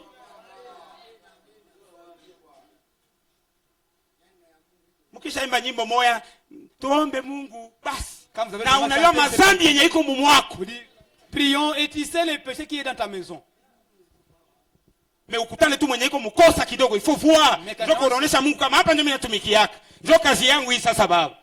Mais quand tu avances quelqu'un qui n'est pas dans ta maison, là tu montres tous les biceps. Écoutez, si vous êtes incapable d'exhorter votre propre famille, n'osez jamais exhorter même un frère. N'osez jamais. Parce que vous êtes un hypocrite. Vous êtes un faible, un lâche. Ayez d'abord le courage, la même vérité que vous allez dire aux frères et sœurs. Commencez d'abord chez vous. Comme vous me voyez ici. Chez moi, c'est la même chose. S'il faut la vérité, qu'elle soit ma femme ou les enfants, natia kumustari. Même chez moi à la maison. Et voilà un chrétien. Défendez ce que vous avez reçu partout. Au marché, au travail, dans le voyage. Soyez un véritable chrétien.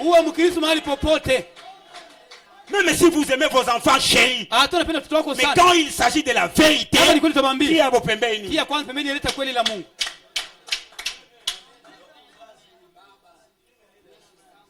Parce que moi, mtoto mwenye haiko né de nouveau, mtoto. Amina. Quand il y a un enfant qui n'est pas né de nouveau, il n'est pas un enfant.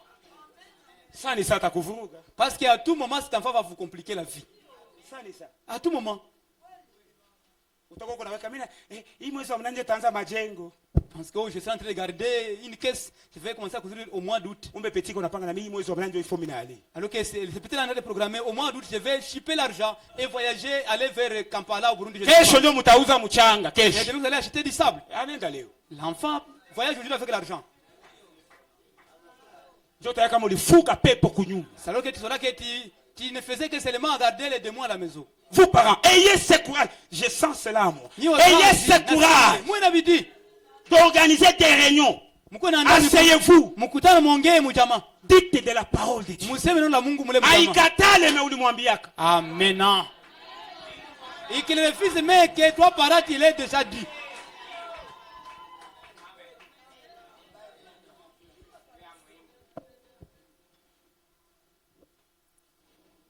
Il y a trop d'efféminés autour de l'évangile.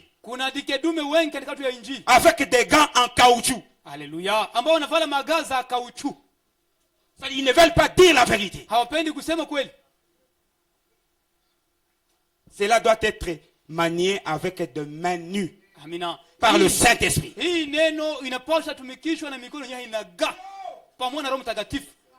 Mie kwa neema ya Mungu niko mwa ile linye yenye hata mimi nako utanipatia $100 après culte mimi nakupiga kwanza neno. Amina. Niko mwa ile mustari ya mtu mwenye anayua wewe utanipatia $100 lakini kisha una dhambi kwa panda pia kwanza kweli unipatia uniime ndasema kwanza kweli. Donc mimi nabakia mchance je peux ou ne pas recevoir cela. Amina. Kisha nabakia sasa bahati au anipatia au uniime kwa kuna shida. Amen. Avez-vous fait votre réservation? Je, ukisha nafasi yako isumu kuna tiliana. Ni réservation ile kweli? C'est poison qui donne aux autres, ça ta réservation vraiment. Ula alikufaka ulishirikiaka. Ni réservation ile kweli? Celui qui est mort, tu étais aussi dans les clics. Est-ce que c'était ça la réservation? Indo iliharibika. Ni réservation ile kweli? C'est mari qui a été brisé. C'est toi qui étais de bel côté de vitrine. Est-ce que ça c'est vraiment la réservation de la place? Ulijipanaka njoo wakuoe hakukuoa. Ni réservation ile kweli? Amina. Tu t'es livré pour qu'on puisse te marier. Et on ne t'a pas marié. C'est ça la réservation. Naona chezea fio watu sio tamuoa. Kisha kwa mwingine. Ingali réservation ile kweli? Toi tu as joué sur la fille autrui, tu n'as pas marié. Ça c'est encore la réservation vraiment. Na wengine hamna haya. Non même pas honte. Unatoka na fii mapromesa unamwacha na wao mwingine juu ya deception toka na mwassemble. Vraiment. Na huko tu yesi Mungu alipataka ile Amerika. Conscience toi kwa Mungu ulikosea. Il a brûlé la fille autrui de beaucoup de promesses et à la fin de la déçoit qui prend quelque chose. Ça va faire le prédicateur. Et cela encore avec quel alléluia quand la fille là. Alléluia. Quand on va poster nos prédications ici. Ça te poste mahubiri zetu hapo. Qu'est-ce qu'on va dire de vous? Ule filmu de sevaraka atasema naye juu ya kanisa.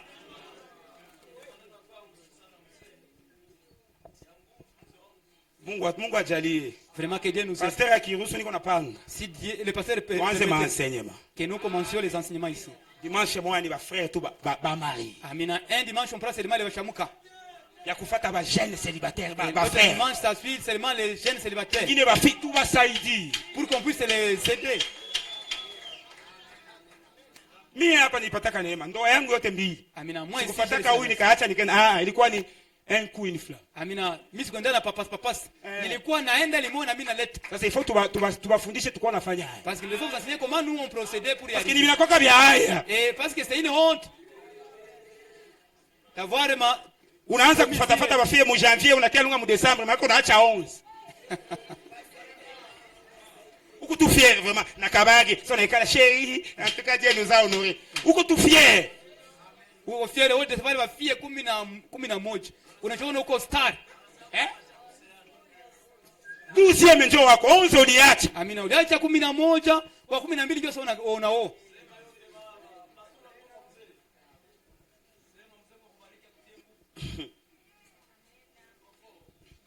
Je vous lis la dernière citation. Na wasomea mtajo yetu ya mwisho. Dieu bénisse. Mungu abariki.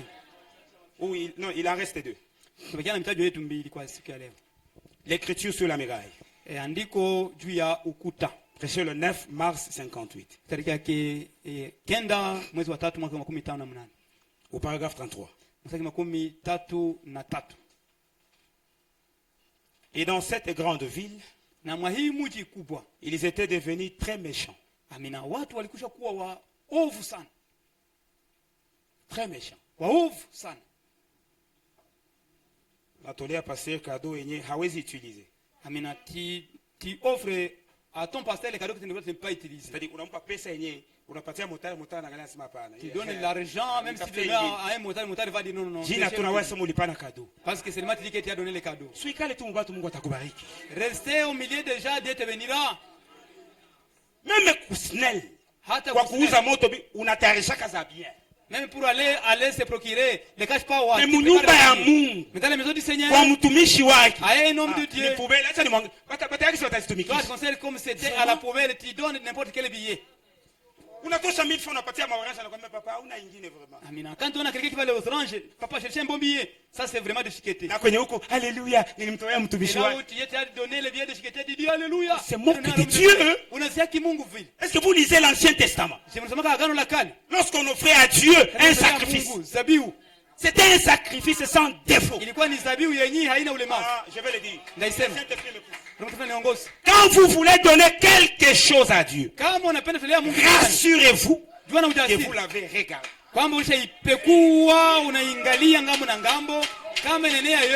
Unapana kitu ya heshima. Donner à Dieu quelque chose qui est vraiment honorable. Mon Ancien Testament. Dans l'Ancien Testament, on ne peut amener une vache chétive. Amina, une vache chétive, tu l'amènes à Dieu, non, on n'amènerait pas une vache pareille. Mais qui tu n'as pas kunyuma ndio naleta mkanisa ya Mungu. Amina. La chose c'est que toi tu ne sais plus utiliser la maison, tu l'amènes à la maison du Seigneur. Ça n'est pas correct. À moins qu'il y ait un aveuglement. Il se disait, eh bien, nous pouvons faire tout ce que nous voulons. Parce que rien ne peut nous troubler. Si ce n'est pas là les portraits de notre pays, si c'est pas ça tel que aujourd'hui, qui ne fait que rejeter Dieu, or, ils ont aussi rejeté la miséricorde de Dieu. À cette époque-là, ils avaient un prophète dans cette ville qui s'appelait Daniel. Et vous pouvez vous imaginer un homme de Dieu qui voit le péché et les perversités et tout. Il a crié de toutes ses forces contre ces choses, mais ils se sont simplement moqués de lui. Comme pour dire, ce vieux bonhomme ne sait pas de quoi il parle. Et c'est pareil aujourd'hui. Les gens aujourd'hui sont devenus tellement indifférents au sujet de Dieu qu'on a l'impression qu'on peut vivre comme bon nous semble et nous en tirer. Mungu leo asema ketena. Le Dieu d'aujourd'hui ne parle plus. Haona ketena. Il ne va plus. Mimi naenda zini. Je peux aller me prostituer. Na mimi narudia. Na utasikia hata karama ilisema mkanisa yetu. Et il n'y aura même pas un seul qui va même bouger à l'église. Si mimi nilifanyaka fulani vya hivi. Mais c'est moi qui avais fait tort à quelqu'un. Mais l'église ne connaît pas. Hata na mchungaji haiko ukura. Même le pasteur ne connaît rien. Hakuna karama tena kwetu. Il y a plus un don dans nos églises. Dieu est en voyage. Mungu shaka safiri mle makanisa. Peut-être vous avez raison. Combien de fois ils ont déjà prié contre les sorciers? Et moi, qui suis Dieu n'entend plus les prières. Peut-être c'est vrai. Mais atakupiga flash moya. Mais utapata shitukia moya. Ulishaka patikana na shida. Unataka segemea fulani unakutana naye anaenda. Unataka fanya rafiki wa fulani nasikia akamatika na unashikuta mwenyewe. Amina. Tu trouvé un jour, tu veux s'appuyer avec quelqu'un, il n'est plus là-bas. Ou tu veux t'asseoir sur un tabouret, on l'a déjà retiré. Mungu anakupiga magonjwa na Mungu yeye peka anakataza bagarde malade basiku. Amina. Vraiment. Mungu anakuretirer même les visiteurs. Amina.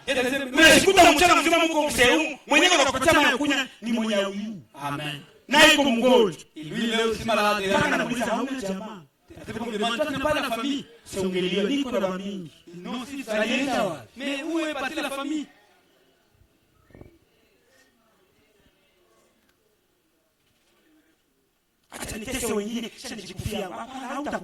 Laisse-moi faire ce que les autres et en faire le chemin.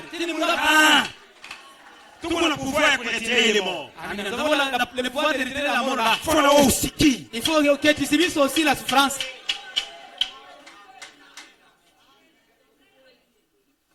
Comme un serviteur de Dieu qui disait à quelqu'un. Oui, est-ce que tu as un jour akuloge kwanza usikie tuone kama utamusemea. Et que tu sentes aussi voir si tu vas encore bouger. Kanisa gani wanaombaka kila siku zidi ya wachawi. Wanakosaka vya kuomba. Aingie kwanza kwako. Haleluya. Na wewe kuhonje kwanza. Usikie kishi ushaka sikia shibe tunawaombeaka. Ndio na wote kwa naomba mzuri. Uone kama utamchunga hata juma moja.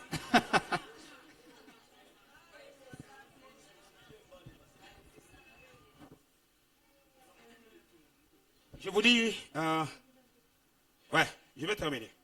Questions et réponses.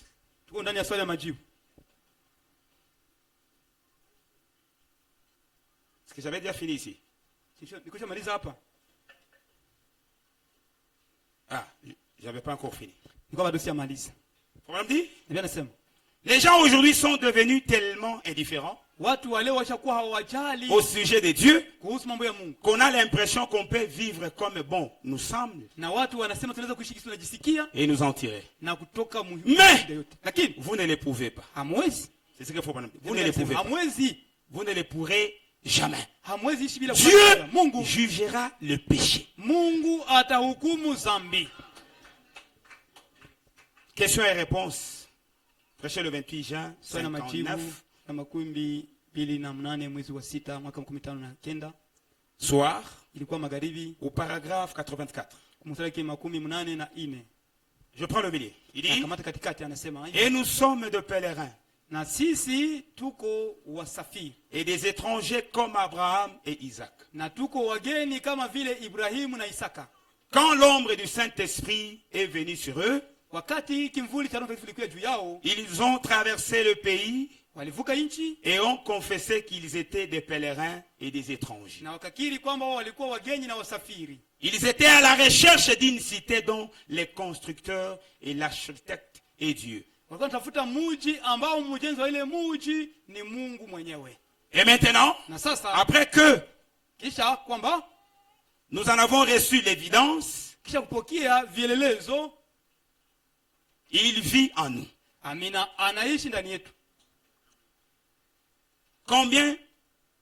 Combien plus devrions-nous être de pèlerins et des étrangers, marchant dans ce monde, nous détournant du mal, parce que nous sommes d'une nation différente. Nous sommes un peuple différent. Comme on dit, c'est certain. Je termine.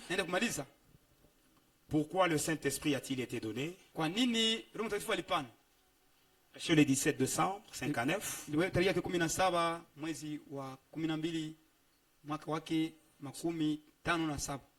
9. Au paragraphe 141, je prends le milieu. Il dit, nous sommes pèlerins et étrangers ici. Nous cherchons une ville à venir. Le bateau de sauvetage vient bientôt. Amina. Na meli ya kuokoa inakuja hapa karibuni. Rassembler ces joyaux à la maison. Amina. Ikusanyishe hao watoto wote nyumbani. Ici, ce n'est pas chez nous. Hapa haiko kwetu ndugu zangu. Ce que vous possédez ici n'a aucune valeur là-bas. Kenyuko nacho hapa hakina maana kule. S'il vous faut partager, c'est ici. Kana inabidi kuchangia mwingine changia hapa duniani. S'il vous faut communier, c'est ici. Kana inabidi kushiriki na mwingine changia hapa. Gardez ce bien, épargnez ce bien, mais pas au détriment des enfants de Dieu. Kulinda, kuweka hazina ni mzuri, lakini usifanye kukiwa watoto wa Mungu. Amina. L'égoïsme, vous allez gagner quoi? Le tribalisme, vous allez gagner quoi? Le critique, vous allez gagner quoi? Ces choses n'existent pas là-bas. Là, il y a des réelles choses. De vraies choses. Et Dieu n'a pas besoin de notre aide. Il est allé nous préparer une place. C'est lui-même le constructeur. Il est capable. Il a tous les matériaux. Ce qu'il nous demande tout simplement, c'est de faire une réservation. C'est d'avoir les tickets. C'est d'avoir la certitude que vous figurez sur la liste. Rappelez-vous, Jésus avait dit à ses disciples, je voyais comment le diable vous a fui. Mais ne vous réjouissez pas de cela. Cherchez plutôt à savoir, est-ce que vous êtes dans le lit? Vous soutenez l'église, c'est bien. Vous priez beaucoup, c'est bien. Mais est-ce que vous avez déjà fait votre réservation? Si ce n'est pas le cas, malgré le nombre de mois, d'années que vous avez dans le message, il faut recommencer. Que Dieu vous bénisse.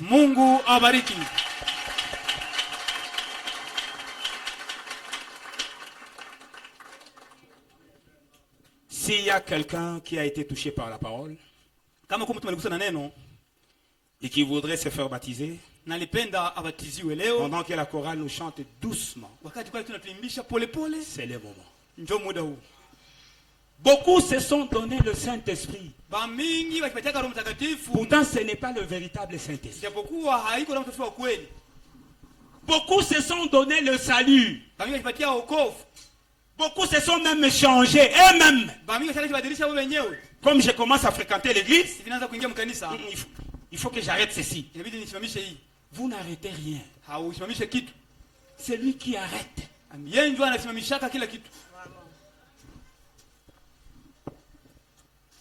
Dieu vous bénisse.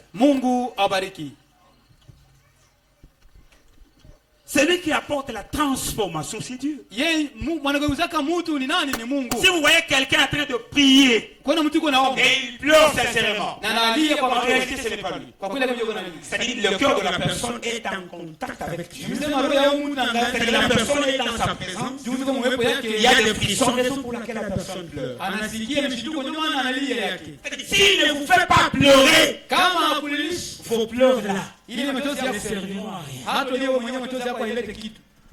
Si vous êtes conscient que vous n'êtes pas en relation avec Dieu, le Seigneur Jésus-Christ, venez ici. On va vous baptiser ce matin.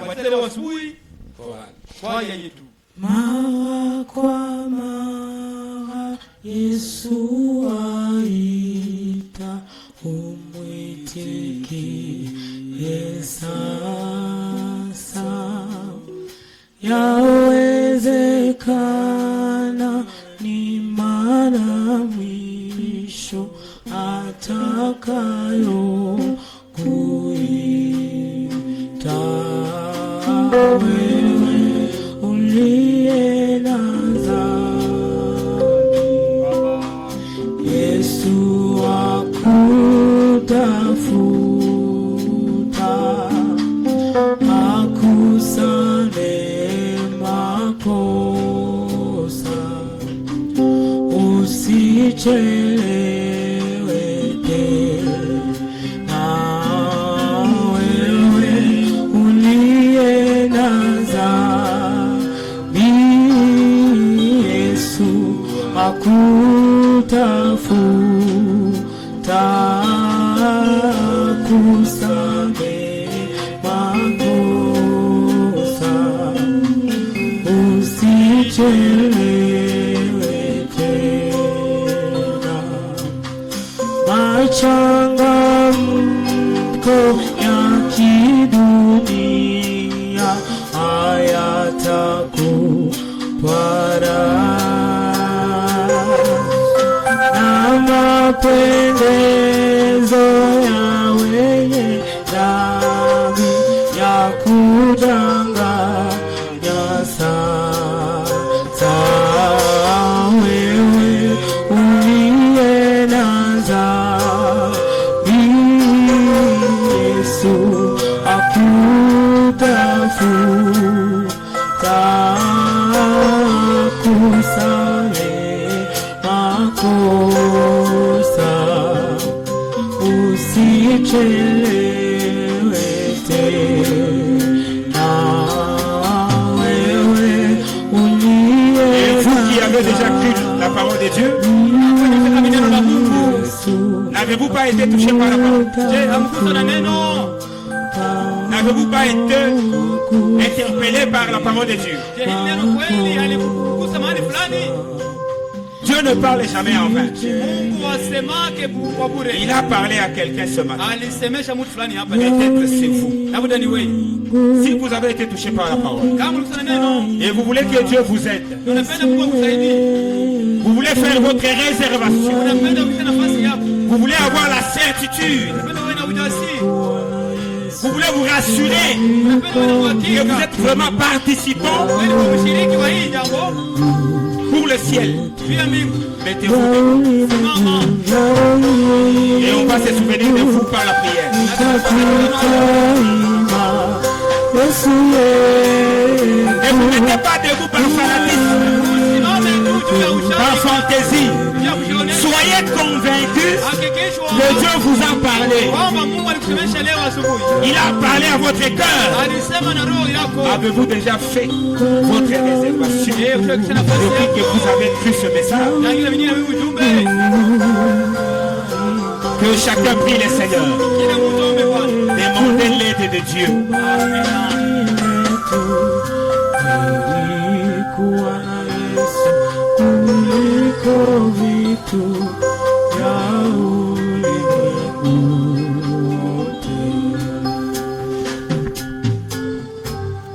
Priez. Profitez de cette occasion. Rassurez-vous que vous avez passé votre réservation pour le ciel. Si ce n'est pas le cas, mon frère, ma soeur, il faut le faire maintenant même. N'imaginez pas, soyez sûr et certain que vous avez reçu la chose.